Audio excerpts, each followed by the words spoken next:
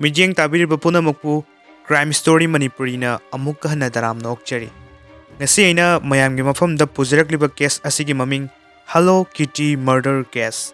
Case asi 1999 gi matamda Hong Kong da thokiba yamna akitu zungba thamo shokpa case amani. Aina case asigi maramda wari lijarakpa matamda yamna hingsagi oiba details sing panjarakadaba maramna sensitive oiganba miyoshingi mafamda warning pijari.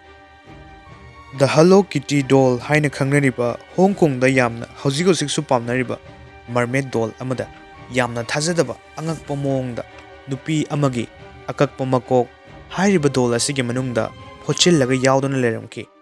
Nupi asi nupa ahumna tha ama chupna fajinduna thamlaga asuki matik tamthina otnaiduna thamki. Mashina maram oiduna nupi adu awa chaina kaya khangamlaba matungda siki. Adubo makhoi ahumna nupi adu shiramoktada lemna tokhide. Nupi adugi asib hakchang adu makak kakthatuna futki. Mahaki kaklaba makok aduna Kitty doll amagi manungda hapsinki. Atay atopa tongsagi saruksing ayambana huida putlaga pija thoki. Khara amana amolakai langthokfamda langthokki. Khara amana fridge ta hapsilaga thamki. Asuk yamna tamthiraba crime asi kanahana karigidamak tawkhibano. Haibagi mapung phaba wari mayamna pungning changna tabiduna video asi loidrifaw yengbiyu. 1999 Megi matamni. A Fong kaubi nupi macha ama Hong Kong gi police station amada yam pakhatna akiba pokpagi fibamna laki. Mahakna policingda mahakpu nupi amagi thawaina aingonda akiba sakfam kaya utuna ai chayol anise tumpham chafum khanghandre. Aigi itieng pangbiyo haiduna hairaklami. Policing aduna nupi macha aduna hairiba wafam aduda thajaramde.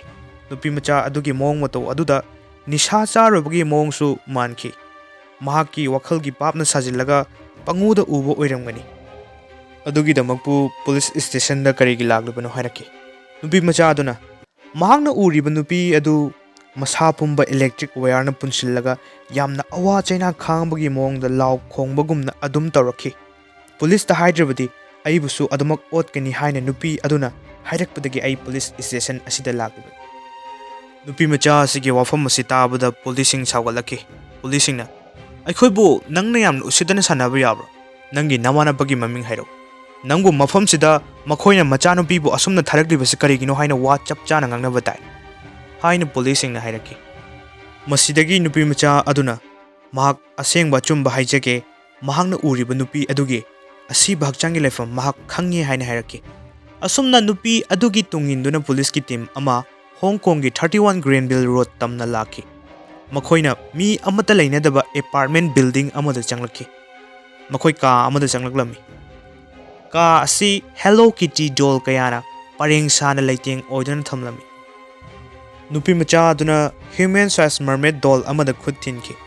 Police officer amana mermaid doll ado ubamaktada mayamdagi tonganbe phibam amada leibu uki. Mahangna doll ado lautharakpada irum lumki.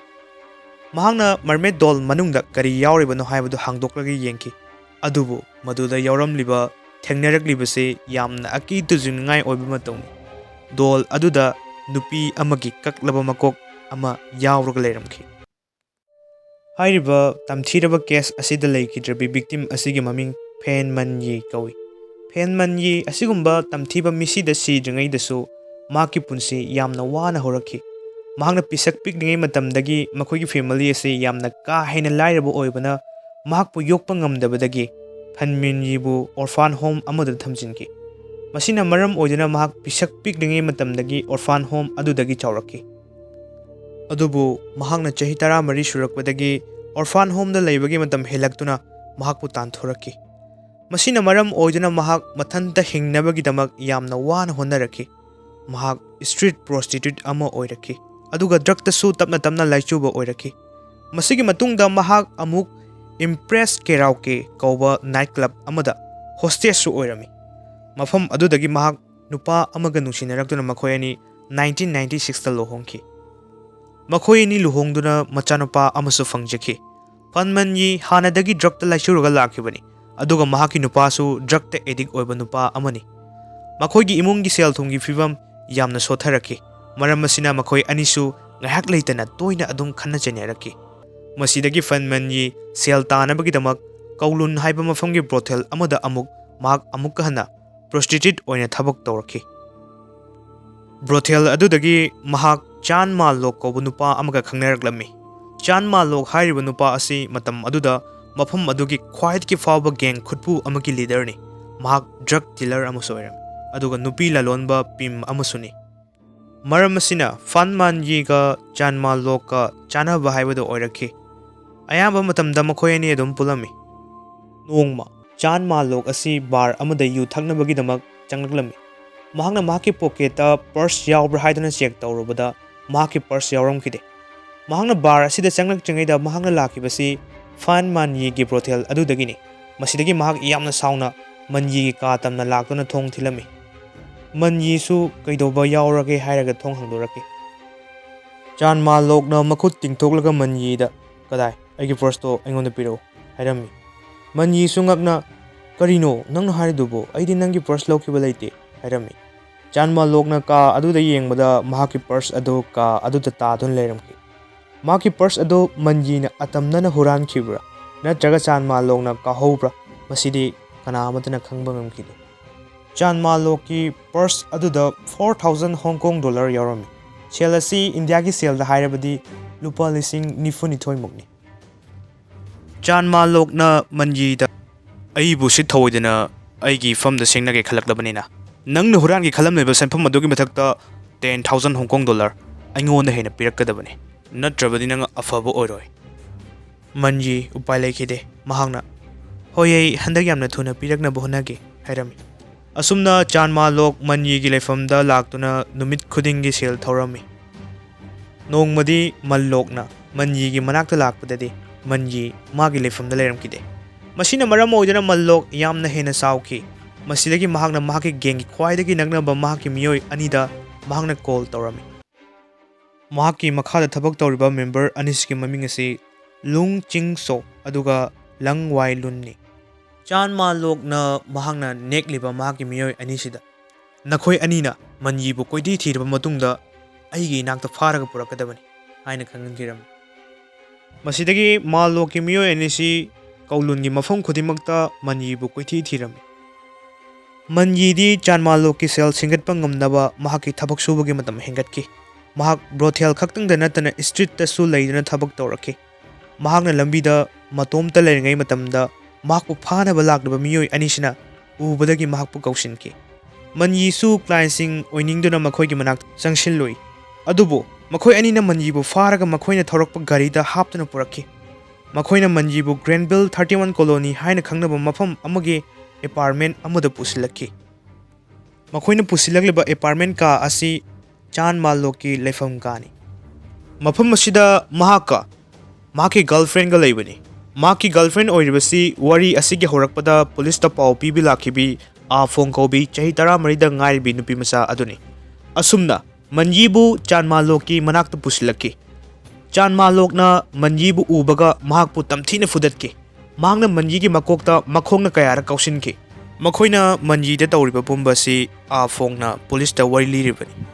Asumna Man-Yee bu putharaba matungda mangonda Ma-lok na nang aina haiki senpham sing ado piba ngamdri fawba aigi thabak tawgadabani. Aigi geng kangbu khudimak nangna pelhangadabani. Madudagi phanglakpa senphamna aina lawgani. Asumna Chan Ma-lok na Man-Yee da hairami. Makhoina Man-Yee bu karimata pijadana thamlami. Masina maram oidana Man-Yee gi hakchang yamna sonjilaki. Maram asina Chan Ma-lok na haikhiba thabak ado Man-Yee na makha dana tawba ngamkide. Masina maram oidana Chan Ma-lok hena sauraki. Makhoina Man-Yee bu barum da thong lonsinuna thamlami. Aduga makhoigi amangba oina namduna pijarami. A phong hairibi nupi masa asisu haurakpadadi Man-lok ki mateng panglami. Adubu makhoigi ka henba mawong asida mahaksu nungaitaba phawraktuna Man-lok ta lepinaba haijaki. Adubu Man-lok na mangonda nangsu magumna tawningdrabadi tumina adumuk leyo wanganglakanu haina hairaki. Makhoina Man-Yee bu makok mamai onthoklaga yankhatlaga thamlami. Masigi matungda makhoi ahum changduna kawba thinba tawrami. Makhoina yot machai wa makokna chin-chin-duna kanthatlami. Makhoina asumna tawbada Man-Yee gyan manglabasu makhoina Man-Yee bu electric shock tawsillaga makhatana amuk olami. Manjina awa China Khangbagi Lau Khongjaba Matauda Makhoi Harauna Karemnana Noglami. Hena Tamthiribadi Makhoina Fuba Matamda Manji Nokadabani. Masida Nokrabadi Amukka Hena Tamthina Olakani Habasini. Makhoina Manji gi Makhong Makut Thudeklaga Plastic Sizinaraga Chatpa Lengba Ngamdanaba Mai Thadoki. Aduga Makhoina Video Game Sanaraga Laitoglami. Asumna Tha Amahena Ot Nairaba Matungda April gi Tang Taramanga 1999 Manji Shiduna Leramba Afong na Thengnaraki. Masidagi Afong na Malok amadi Mahaki Miyoi Anida Pau si Pirami. Makhoi ahumdi Manji na Sikibada Yamna Saurami. Maramdi Makhoina Manji bu Otpada Pendri. Masidagi Makhoi ahumna Manji gi Asiba Hakchang adu Matup Kaktalami. Aduga Afongi Sananaba Ladyba Mermaid Doll Amada Manji gi Kaklaba Makok Hapsilami. Aduga atay hakchangi saruksing makhoigi kitchen da pusilaktuna futoklami. Aduga hakchangi saruksing adu otuna to helami. Matong oiba saruksing huida pizza thoklami. Aduga khara amana polythene bag sing da hapchillaga amola kai langthokfam da langthokhirami. Langthok haudaba saruksing fridge da hapchillaga thamjilami. Sumna wari pumnamagasi Afong na policing da hairami.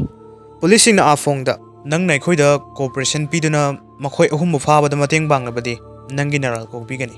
Afongsu policing da cooperation pigani haiduna wasakla. Mataw wasumna police na case asida chenariba Chan Malok Lung Chingcho Lang Wailun Makhoi ahumbu faki.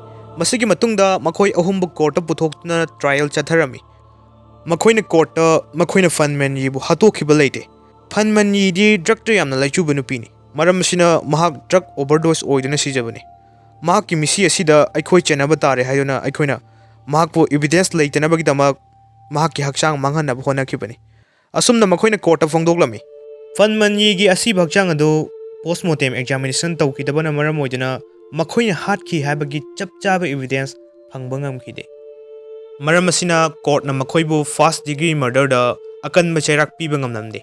Adubo Fan Man-Yee na laikidabasi makhoina mahakpo fajilaga thamkiba aduna Maram oiduna ni haiduna makhoibu chahi kul jail da payroll ge ayaba yauduna leinaba yathang tawki. Haujikti jail da leiba makhoi ahum si payroll da thokpagi ayabadi leire adubu haujiksu makhoi jail da adumak leire. Makhoi ahumna Fan Man-Yee bu fajilaga thamkiba apartment building adu 2003 da thugaiki. Adubu masigi mamangda building adu da leramba miyoi kharana akiba angakpa mong khara ukibagi wari kaya linaraki. Makhoina nupi amana law khongba kappagi makhol tarami. Aduga mi amata leinadraba building adu lalaga chatpa matamda window dagi masammana farabi nupi amana yenglakpugum tawrakhi hain heraki. Masini ngasigi thamoi shokpa the Hello Kitty murder case. Wari silijaki matamda soiki lanki ba pumba ngakpigani. Makhatana asigumba malengi mafamsing da thokdaba crime ge oba warising. Makhatana tanabgidamak subscribe tawdribasingna Agi Crime Story Manipuri Hariba channel asibo subscribe tawbiramo. Ngasigi wari asi taraga adom da kari phawbibge habatusu comment tawbiramo. Pumnamakpu amukka hana khurumjari.